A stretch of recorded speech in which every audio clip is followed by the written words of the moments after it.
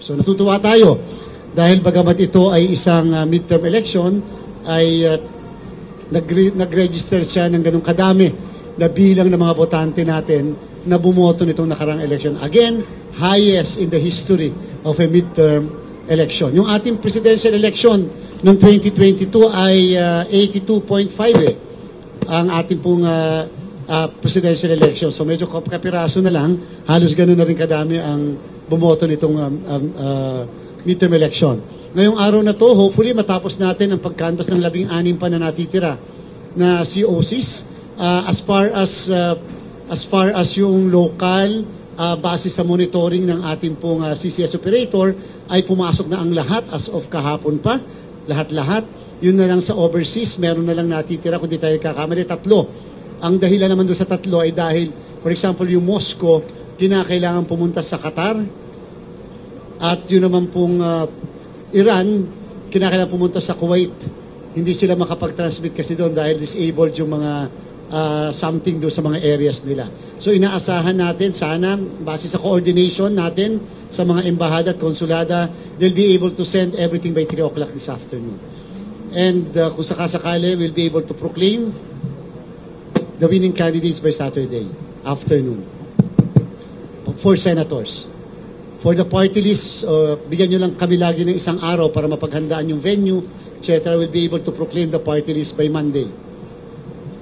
Kung sakasakali po magkatotoo yun, that will be the fastest also in our history that we are able to proclaim the winning senatorial candidates that fast and the party list, barring any issues or whatever.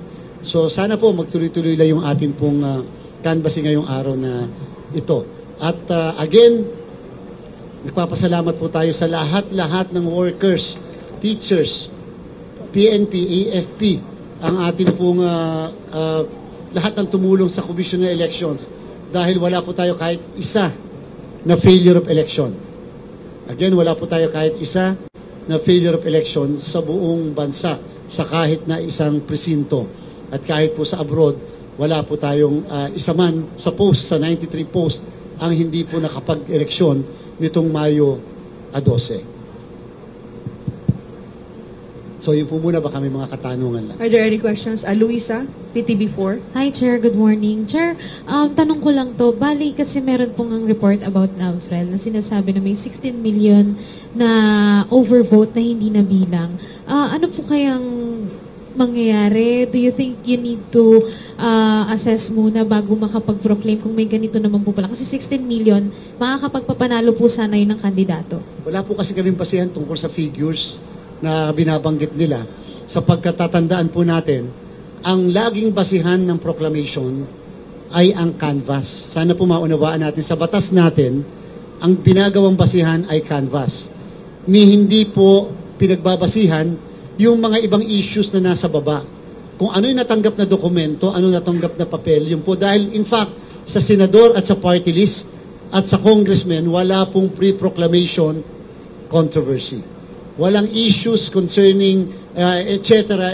It should be issues pertaining to the certificate of canvas of votes and proclamation. Hindi po pinag-uusapan yung mga ibang nangyari. Bagamat, siyempre, titingnan po natin yung mga issue na ganyan, yung pong sinasabi nila, sapagkat hindi po lang namin alam kung saan nila binase yung bilang na yan, na paano po nila nakuha. So, kung nagkaroon lang sila ng estimate o nagkaroon sila ng assumption or presumption, ay hindi naman po pwede magbase ang COMELEC sa to proclaim or not to proclaim based sa assumption.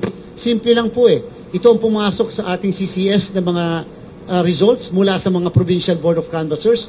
Tatandaan po natin, ang tanong, yung bang sa Provincial Board of Canvassers ay may basihan bakit sila nag-forward dito? Yes, yung pinorward naman sa kanila ng mga Municipal Board of Canvassers. Yung bang mga Municipal Board of Canvassers, yung bang pinorward nila sa Provincial Board ay may basihan? Yes, yung lahat ng election returns na nanggaling sa bawat presinto. Di po ba? Ay yung bang mga presinto may pinagbasihan? Yes, tingnan nyo po yung lahat ng resibo. In fact, doon po sa ginawa ng NAMFREL na 60 area sa buong bansa na nag-capture sila ng mga resibo upang alamin kung tumutugma yung resibo ng mga botante, ha, hindi ito ng ER. Resibo ng botante na nahulog sa bawat makina o sa nahulog sa bawat receptacle. Tumutugma ba ang resibo ng mga botante doon sa overall na bilang sa election returns? Ang findings po, yes. Sinabit na rin sa amin ang report ng aming pong task force na kinreate para dyan. Next, meron po tayong random manual audit na ginagawa. So therefore, maganda po makapag-participate, lalo na po yung mga accredited, wag po niyong bibitawan, naandyan po sila. Naandyan po ang ating pong, naandyan po yung ating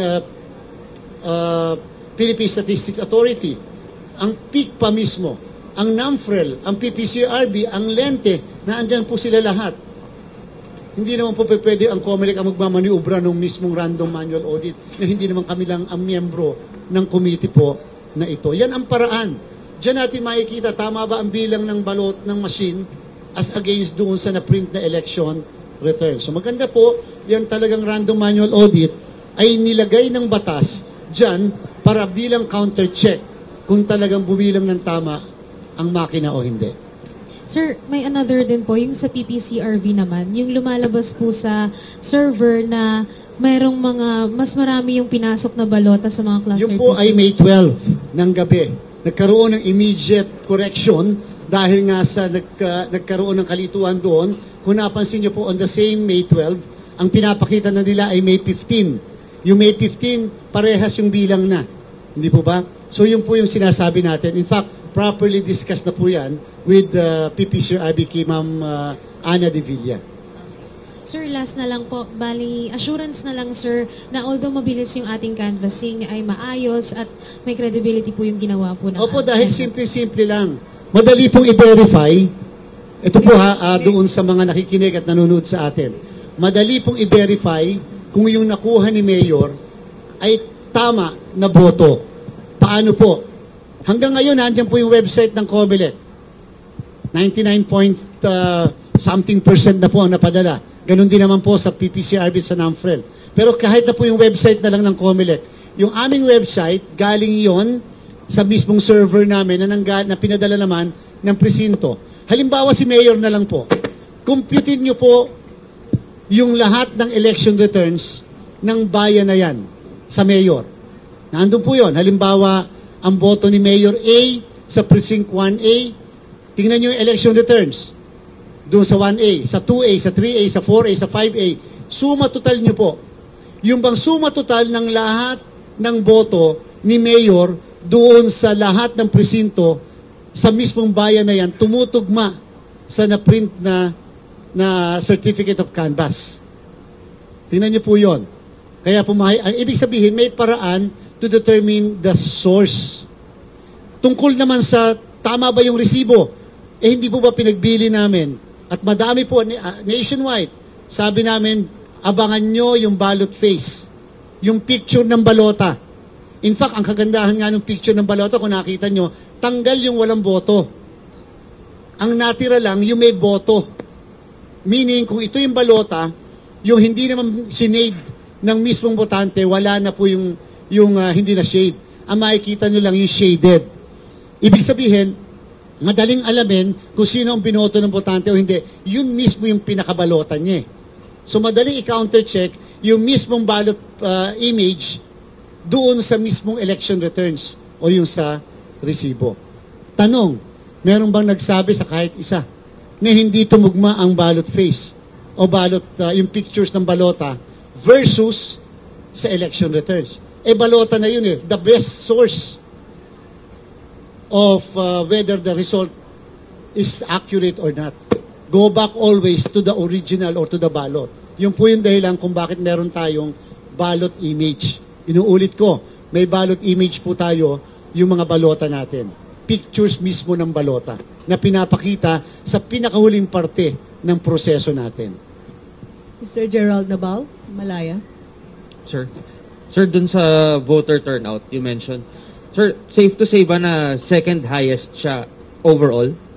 After ng national, after Yung ng presidential 2022, election. opo.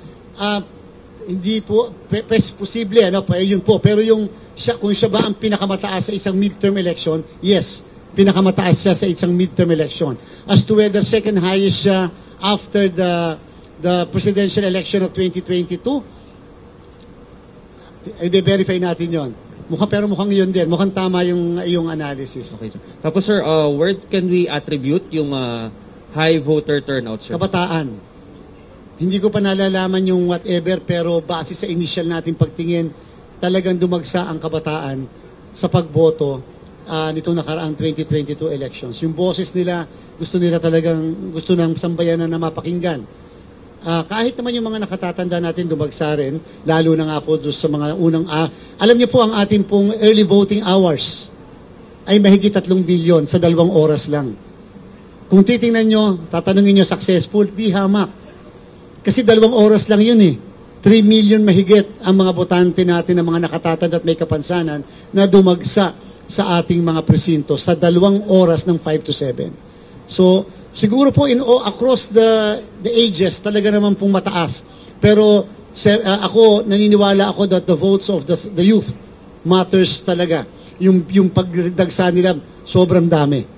Sir, follow-up lang doon, sir. Do you think yung pagkakaroon ng bagong machine was also a factor in intriguing and getting... Maaaring hindi rin. Sa katotohanan, regardless whether it is a new machine or an old machine, it doesn't really matter. Nakita ko, siguro maganda rin na leading to the election, to a certain extent, sana makredit lang ng konti, naging visible ang COMELEC eh. Napansin nyo magmula sa registration, ikot tayo ng ikot, nasa Kalayaan Islands, naandun sa may bandang Kapihan, naandun sa may bandang Camp Abubakar, Camp Darapanan. At least naman po, in all fairness, we were everywhere. Sa registration pa lang yon. Leading to the election, na hype natin, tinaas natin ang diskusyon, ang diskurso sa vote buying, ang diskurso sa ganito, na kailangan kayong bumoto na sa inyo sa kabataan, paulit-ulit yan ng paulit-ulit. Siguro nga na-challenge na yung kabataan sa kakakulit natin. So, regardless of whether it is a new machine or not, I honestly believe, basta mabigyan mo lang ng tamang prinsipyo at issue ang mga kababayan natin, they will go to the polls. They will go to each and every precinct. Huwag na lang natin i-attribute lang doon. Kami, in consequence ng COMELEC, we will always prepare because that's our mandate. But naniwala kasi ang mga kababayan natin na mabibilang ang boto nila. Sir, last one, sir. Sir, may mga observations lang, sir, na yung mga pangalan na lumulutang sa survey pre-elections, hindi lahat nakapasok. Hindi consistent yung naging results nung at least sa senatorial, sir. Your thoughts lang, sir, sa observation na yun. Sa US nga, hindi rin yun ang lumabas sa survey. Hindi ba? So, ano ibig sabihin? Ang survey ay hindi yan ang final end result. Ang survey ay basihan pwedeng maging basihan ng pagdidesisyon ng sambayanan o nabotante. But hindi po yan ang magsasabing yan ang final na result. Kung magkagano, wag na lang tayo magpa-eleksyon. Survey na lang tayo. Para sa survey, proclaim na kaagad natin yung mananalo sa survey. There are so many moving factors that are not included or were not included in the surveys. Hindi naman sa nire-rebat natin. Ang survey may sariling scientific methodology at ang survey may sarili pong paraan para masabing yan ay accurate. Pero, tatandaan nyo, may mga grupong hindi natanong doon. May mga grupong maaaring hindi ng tamang isinagot. May mga grupo na natanong, pero nilinlang lang yung nagtatanong. May mga grupong hindi pa talaga fix kung sino iboboto, pero basta may malagay lang, yun ang kanyang sinabi. So madaming factors. At tatandaan nyo, kung ang survey kinuha ilang araw bago mag-eleksyon, paano kung nagbago ang pag-iisip ng mga kababayan natin nung palapit na siya sa presinto? Paano kung biglang nagbago ang kanyang pag-iisip noong gabi bago mag-eleksyon? So, ano ibig sabihin? So many moving factors. And therefore, I'm not saying that you should not rely on surveys, but what I am saying is, surveys are not election per se. Diba? So, yun lang po ang aking masasabi doon. Without demeaning or casting doubt on the integrity of surveys. This will remain to be the basis of our decision, the basis of to vote or not to vote to certain persons, and perhaps yung survey din pwede magsabi sa atin kung ano ba talaga ang kalagayan sa kasalukuyan. John Mendoza, Inquirer.net. Good afternoon, Chairman. Yung kampo ni Pastor Kibuloy, si Attorney Torion, sinabi niya po na hindi naman daw po kailangan ng election protest para i-conduct yung manual recount. Then sabi niya rin po, may motu proprio powers naman daw po yung COMELEC to launch such a measure. Ano po masasabi niya, Chairman? Siyempre po, mga abogado kami, may kanya-kanya kaming interpretasyon. Ang tanong ba, tayo ba ay full automation? Malamang-lamang po, simula ng 2010, full automation na po tayo eh. The otherwise po, nung simula pa ng 2010, meron na tayong manual recounting. Hindi na sana nagprotesta noong 2016. Sana nagpa-manual recount na lang. At pag magpapa-manual recount, ang tanong, sino magma-manual recount? Hindi po ba may gastos yun? Yun nga pong protesta lang, na limitado lang ang bilang ng mga ipoprotesta mo. May deposit na gagawin, merong babayad ka na ganyan, may revisors pa nga po yun eh. Katulad nga po yung random manual audit namin. Ilang piraso lang yan? 712 na presinto. Hindi po ba may ginagastos?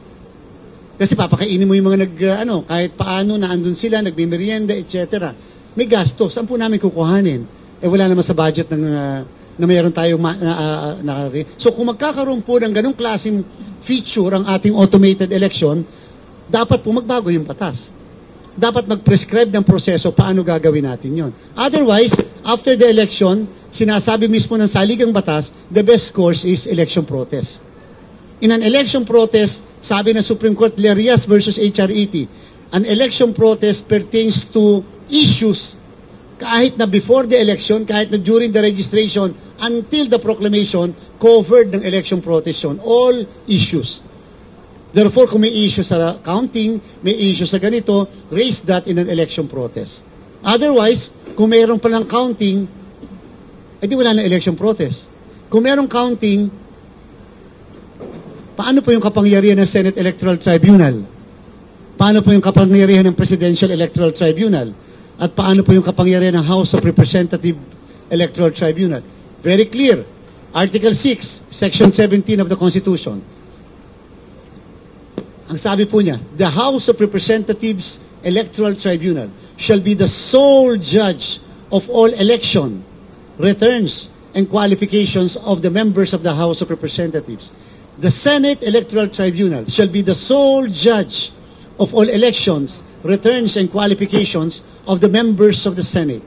Meaning, sabi ng Supreme Court, sole means to the exclusion of any other court, even including the Supreme Court. Because it is the sole, to the exclusion of any other court. If the COMELEC will conduct the recount after the proclamation, then we are usurping the power of the tribunals which are provided for by no less than the Constitution. Your last question, John.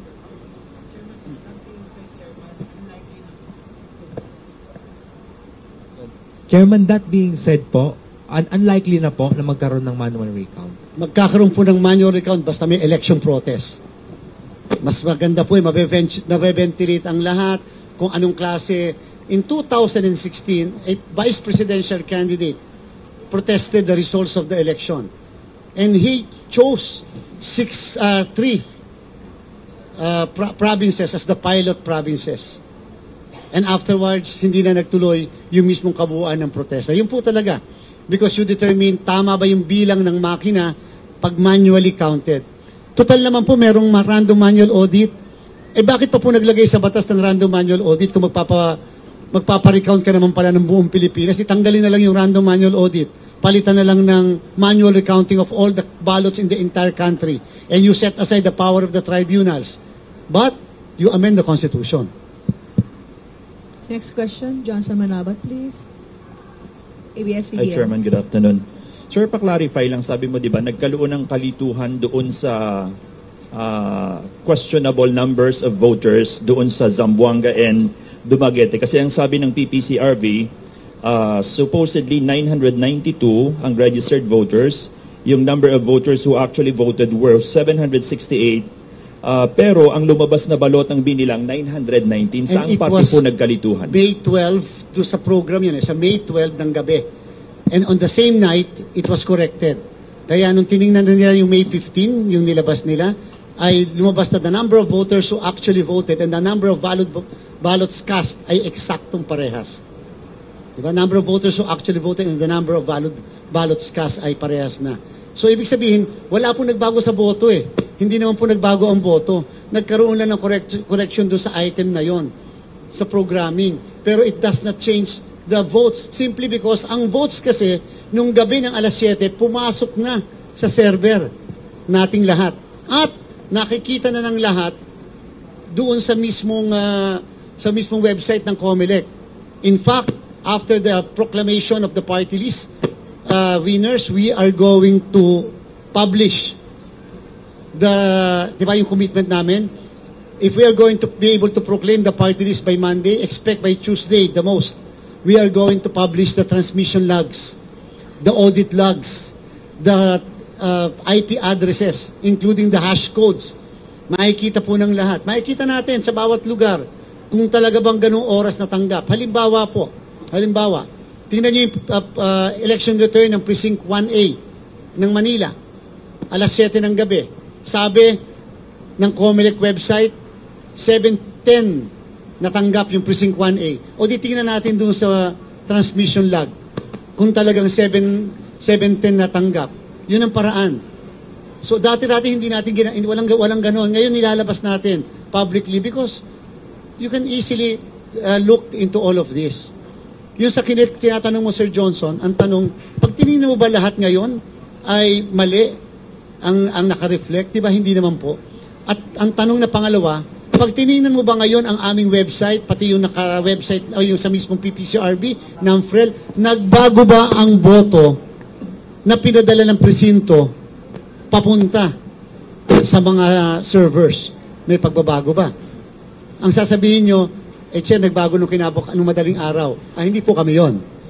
Hindi po kami ang nag-correct. Basta sa amin, wala kaming suma total. Chairman, is it the same dun sa issue po nung hindi nakapaglinis nung raw information from the data server? Yung about 5 million na decline? Pareho ba yun? More or less ganun po, yes. So kinakailangan lang na aayusin lang kasi. Dahil nga it's just a matter of programming. You have to prepare the right program kasi. Chairman, last two na lang po. Sir, update mo naman kami sa overseas voting. Mababa nga ba ang turnout ng votes from the abroad? Ngayon ko natin malalaman kasi hindi namin makumpleto pa hanggat hindi pumapasok yung COC ng yan kasi binigay ko sa yung figures, for example yung 81.65 ay nakabase sa central server natin. So kinakailangan pumasok lang itong natitirang 3 para eksakto natin masabi yung number of voters who actually voted. And Chairman, yung binanggit mo na kinakailangan pang lumabas ng host country para makapag-transmit ng data, hindi ho ba yun na-factor in nung nagpe-prepare pa lang tayo? Like, wala bang Starlink or... Na-factor in yun, kaya lang, hindi mo naman kontrolado yung bansa. Pagka bigla nilang pinatay, yung may tinatawag silang VPN ba or whatever, wala kang magagawa dun. So you have to find an alternative. In fact, ang gusto sana, nung isang araw pa, ang gusto sana nung mismong post, umuwi sa Pilipinas. So sabi namin, no, that's not an option. Try to find the nearest post dyan sa inyo. For example, Russia, ang nearest post na pwede mag-transmit is Qatar. So go to Qatar rather than going to the Philippines. Ilang araw yung biyahe. Hindi ba? Pagka pumunta pa sa Pilipinas. Yun namang Iran. Yung Iran naman, for example, yung Iran, kesa pa uwiin sa Pilipinas, na hahanap ka ng ticket, etc. Sa Kuwait na lang, kasi pwedeng land travel eh. So, minsan kasi talagang doon sa abroad, hindi mo kontrolado. Kung yan lang ay hindi ganun ang sitwasyon sa mga bansang yon, walang problema.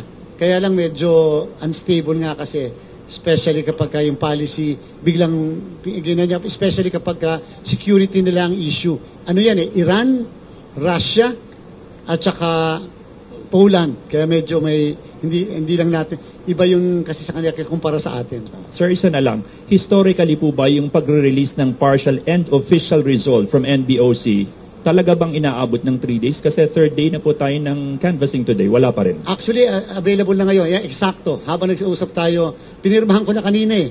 Yung mismong, kasi natapos ang audit. Kasi first time din kasi na ganun kadami. Ang pag-audit kasi, you have to audit using other documents, etc. So, kinakailangan i-audit mo. Dati kasi, pagka nag-audit report, 3 ng 3 COC lang. Ito yung unang report pa lang, 58. Lalo na yung pangalawang reports, walang tulugan sila kagabi. In-audit nila. Mamayang alas 3, available na rin yung report number 2. So, kunin nyo na. Kaya na medyo makapal yung report number 2. Kasi nga 101 na COC siya. So, available na ngayon. Na-sign ko na kanina yung mismong report number 1. And take note, kung sakaling magkakaroon ng report number 3, hindi kami pwede mag-proclaim nang hindi tapos ang report number 3. So, kung sakaling makatapos tayo ng canvas ngayong araw na to, asahan nyo that the report number 3 should come up also today. Thank you, Chair. Ms. Sandra Aguinaldo, Come out today. GMA7. Chair, sundan ko na lang po yun. Di ba nga po nasabi sa amin ni Attorney Rex na at the end of the canvas, mag-generate din naman ng result yung CCS. So, pwede po kayang ma-overtake noon yung mga canvassing result 1, 2, 3, ganon? Hindi po. Hindi. Hindi po. Ang 3 I will only be available after everything had been canvassed and audited. So, I gave the instruction kanina sa committee. Sabi ko, if we are able to, tingnan nyo na lang kung ano mangyayari after sa canvassing, mahirap i-preempt yung canvassing natin. Basta sana pag pumasok lahat ngayon, dapat may report number 3 and then may summary which will now contain the ranking in accordance with the votes obtained, which will now be the basis of the proclamation of the National Board of Canvassers. We have to include kasi in the certificates of proclamation the votes obtained by the candidates. Kinakailangan kasi i-reflect natin. Okay, so talagang may 1, 2, 3, maglalabas muna ng 1, 2, 3. Yes. Dahil sa proseso na yun. Yes po. Chair, dahil po sa TV, malapit din kami mag-live around 6:30. So ano po yung scenario na makikita namin? We will resume. After resuming, then sabi ng aming mga tauhan sa field, sabi rin ng mga embahada at konsulada that they already sent, transmitted the results. So kung naandyan yan, the CCS will generate the COCs and then we will canvass immediately. Basta pumasok lahat sa CCS natin. As to whether pumasok o hindi pa natin nakikita kasi nga, pagka generate mo lang yon, tsaka mo pwedeng tingnan. But we have coordination, for example, as last night, Maguindanao del Norte, sa Greece, for example, na ano natin kahapon, tapos Maguindanao del Norte, yung mismong Iligan City, yung mismong Cagayan, so yung lahat ng yan nag-communicate na sa atin ng mga provincial board na napadala na nila as of last night pa lang. So pagkatapos nun, mag-canvas tayo, let's see what will happen after that, and basta everything will, basta medyo gagabihin tayo ng content today. Chair, meaning at the end of it all, it will not be shown like instantly on the screen. Hindi Yung naman. the Hindi, result. hindi Wala- naman. wala Kinakailangan ganun. muna i-audit din. I-audit din. din. Mas madali na yung 16 na ma-audit kesa dun sa 101 at saka yung 58 nung una. Okay, last 2 questions from Justin of Business Mirror. Sorry. Wala pa po kami. Wala pa. Kasi kung napansin niyo po, may mga tao lagi dito sa may harap. Sila po yung mga member ng provincial board natin, especially the provincial election supervisor. Dinideliver po nila yung mga copy or copies of the COC dito sa atin sa national board. Okay, last 2 questions from Justin of Business Mirror and Miss Michelle Abad from Rappler. Chair, may Justin. voter turnout na po tayo for local absentee voting and record high din po ba ito? Di ko pa pakikita ko mamaya, hindi ko kasi masyadong nakita yung sa Love. So, papatingnan ko kay Director John Rex. Total na-canvas na yung COC ng Love 51,000 yun nakaboto. Tingnan natin kung more or less actually 51,000 na nakaboto. Sa Love, 57,000 kasi ang ating approved application. Miss Michelle. Meron na yun nasa ano natin, nasa Viber group natin. Chair, ano pong maaaring dahilan ng hindi pa po kumpleto yung election returns sa sa transparency server kahit na nakapag-proclaim na po sa PBOC? Ang naando na lang ang atin po ay 99 point something ay dahil doon sa mga ipapadala pa. O kaya yung napadala lang kanina. So, tsaka pa lang siya papasok doon sa ating transparency server. Kasi may mga province po na nakapag-proclaim nung election day pa lang. Meron kasi Pero, mga lugar, katulad ng Manila, pati, nag-request for lowering of the threshold. Ibig sabihin ng lowering of the threshold, nakapag-proklama sila kahit pa may kulang na presinto. For example, sa Manila, kung di ako nagkakamali, may 2 kulang na presinto for whatever reason. Hindi na makaka-affect sa result ng election. So, humingi sila ng permiso sa ating NTS, binigyan yung permiso na sige mag-proclaim na kayo, send nyo na yung COC, of course without prejudice doon sa pagpapadala ng kopya ng election returns sa amin. May mga ganun kasi. Sir, nakikiusap po si Margo ng Okay. XMNI. Ako ulit. Hi, Chair. Chair, doon si issue ng dayaan. Kasi may sinasabi po si Atty. Sal Panelo na ang dayaan naman daw talaga hindi sa makina, kundi doon sa mga balota na kasi kaya naman daw natin magpalabas o gumawa ng mga pre-shaded ballots para paboran yung mga certain candidates. Hindi siguro papayag ang botante na may glasa, may makikitang balota na pre-shaded. And that will become a very big issue. Kung may pre-shading, mangyayari, halimbawa, nung nakakaraan, nung ako'y nagpa-practice, nangyayari sa opisina kung saan nandun yung machine, ay yung balota. Kasi bago ipamahagi sa teachers, yung balota nandun sa isang opisina and doon nagagawa ng paraan, kaya shaded na. Pero yung magmula sa magmula sa printing, impossible yon kasi tinetes eh. Number 2, kung na-distribute na sa mga botante sa presinto, papalag di hamak ang mga botante. Papayag ka ba naman? Kandapila ka na ng kapag kahaba-haba, pawis na talaga naman tulo na ang lahat. Pagkatapos makikita-kita mo shaded yung balota mo, it will cause serious issue doon sa presinto. Wala naman tayong nadinig na ganun, di ba? Alam nyo ang talagang issue, vote buying. Matagal ko nang sinasabi, ang nakakaapekto sa boto ay mismong pamimili ng boto. Hindi makina. Pamimili ng boto. Talaga bang pumunta ang botante sa pagnanais na makaboto o pumunta dahil lang sa nabili ang kanyang boto? Kaya nga hindi namin titigilan yung mga may kaso ng vote buying na nakapending sa COMELEC. We have to teach a lesson or two. Chair, tapos ito pong NAMFREL, parang medyo worried sila kasi parang late nga po yung transmission ng election return sa kanila. Kasi diba dapat from one source, send to all na agad from COMELEC and different servers. Pero po sa kanila, parang nauna po talaga yung COMELEC. In 3 hours, nagkaroon po ng 3 hours delay pagdating sa kanila. So parang may filtering daw po. Ito po, sana rin ay maging transparent din yung mga nagsasabi na ganyan na nakatanggap ng transmission. Kasi katulad ng isang citizen's arm, tinanong ko, may tao ba kayo doon sa Makati? Yes. Ang ginawa ko, tinawagan ko ngayon yung tao rin namin. At tapos sabi ko, naandyan ba yung tao nila na si ganito? Sir, ito sa harap ko. Nakikita ba niya na may natatanggap yung server ng media? Yes, sir. Parehas tayo na natatanggap ng server ng media. Lamang pa nga ang media. Server ng .something% at that time na tumawag ako. So alam nila na may natatanggap. Yes, Chairman, alam nila. Ito, kausapin nyo. Alam nila may natatanggap yung server nila, nakaparehas ng server namin. Kasi magkakatabi lang naman yung naandun, di ba? In fact, may tinatawag silang workstation eh. So nakikita nila may pumapasok. Ang tanong lang, mula sa server nila, yung pagbabato sa laptop nila. So halimbawa, isang istasyon ng TV, mula sa server, naibato ba doon sa kanila kaagad?